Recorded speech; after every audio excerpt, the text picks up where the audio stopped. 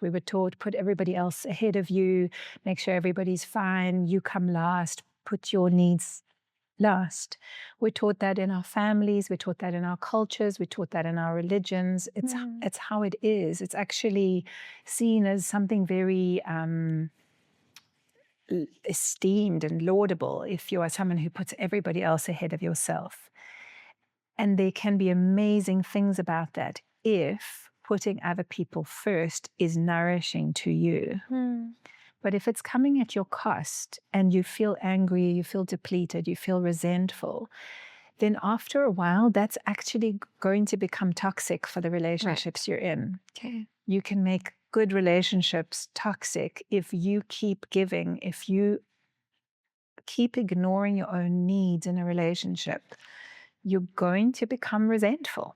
Wow, I love what you're saying, because you're saying that if I am not loving to myself in the way that I relate to others, then I can, just by doing that, I can turn this perfectly fine relationship, I can turn it toxic. I can make it something that's toxic to me. It's poisonous to me, but actually it's not the other person who did that. It's I did that.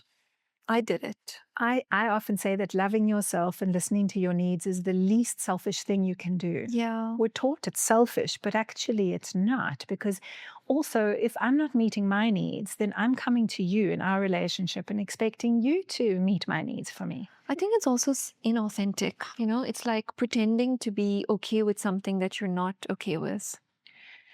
That's true, but most of us are not aware of that, because that makes it sound like meditated. Yeah. And it's not. Most of us are so used to pushing ourselves aside. We're like, oh, I feel uncomfortable. Oh, never mind. She's very nice.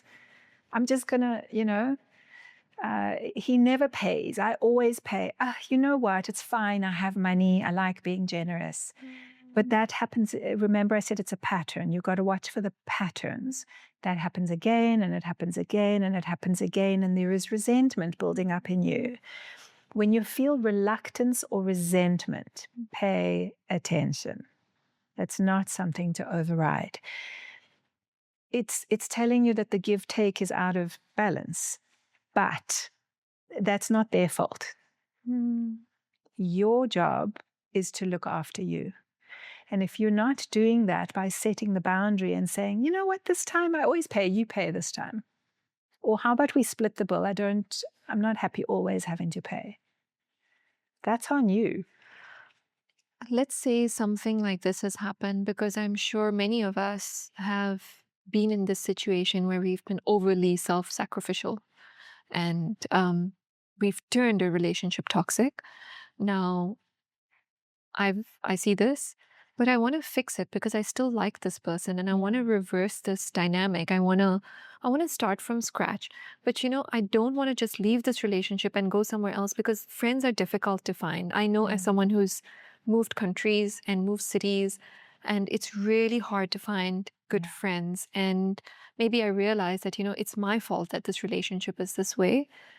And I want to never one person. Okay. It always takes two to do a dance. Okay. So fine. Then how would I approach this? If you and I are dancing a tango and I stop dancing the tango and I start dancing a waltz, are you going to be able to continue dancing a tango? No. Your option is either to stop, to get off the dance floor, or to start dancing a waltz with me.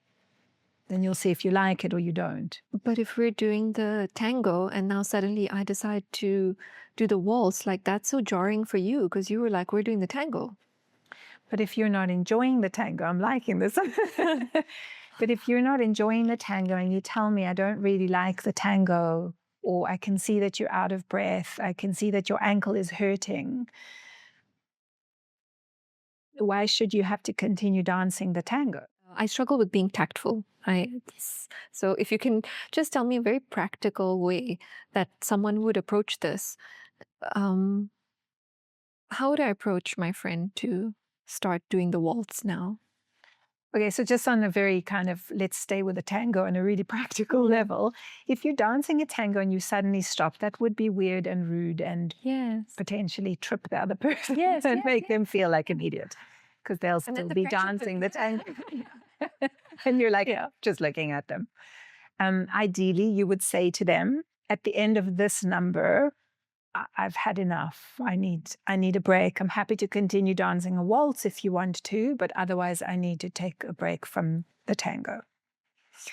I've realized I don't enjoy a tango. I prefer less dramatic dancing. That person has a choice of how they want to react. They can shame you. You see, that's where you'll see a narcissist or toxicity coming out. Because if you set a boundary, this is a very, very important point, by the way. You were asking me, how do you recognize? A way to test, if you need to test a friend, if you're wondering, listening to this and you're thinking, I wonder if that relationship is toxic. The way to test it neatly is to set a boundary and see how they respond. So when they ask you for something, not something silly, do it properly. If it's really, you say, no, I don't want to, or I don't want to pay, or I want to stop doing bowling, I'd rather go to a movie, and watch how they respond. If they are able to work with you and accommodate you, that's not toxic. But when we're leaning towards clinical narcissism and clinical psychopathology, that person's going to say, they'll shame you. Why would you do that? You're always letting me down. You just want it to be your way. No, I don't want to do that. No, I'm not going to do it. It's very interesting. So it's a sneaky test for a relationship, is to actually set a boundary that's an honest boundary for you, and see if they can flow with it. If they can flow with it, it's probably safe. Yeah. If they can't flow with it, that's a big red light. Like, I think, like, let's say we always meet close to my house. And I mean, it's a silly example, but It's not. It's a very real example. we always meet close to my house. But then if my friend says to me, hey, can we meet close to my house this time? And then suddenly I realized, like, oh my God, we have always met close to, like, I was genuinely I didn't think about it much. And yeah, sure. Like, yeah, sorry. Exactly. Yeah, like, let's meet. That's then you're not the toxic one there. Okay. Yes. Breathe. You're okay there.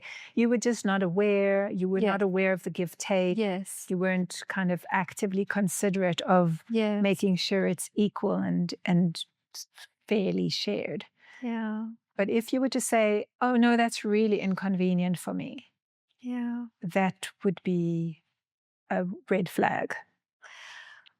So you asked, if somebody has trauma, do they then override themselves? Do they not listen to themselves? Do they not love themselves? Trauma does predispose people to checking out of their body. And when we're saying that the signs and the alertness comes in the body, then it would make sense that if your body's telling you something, but you're sort of floating somewhere about it. Thanks for listening today. I hope you found today's episode insightful and inspiring. If you enjoyed this episode, please subscribe, leave a review, and share it with a friend. Subscribing helps a new podcast like ours immensely. And until next time, don't be a sheep, keep questioning, stay curious, and never stop exploring the extraordinary.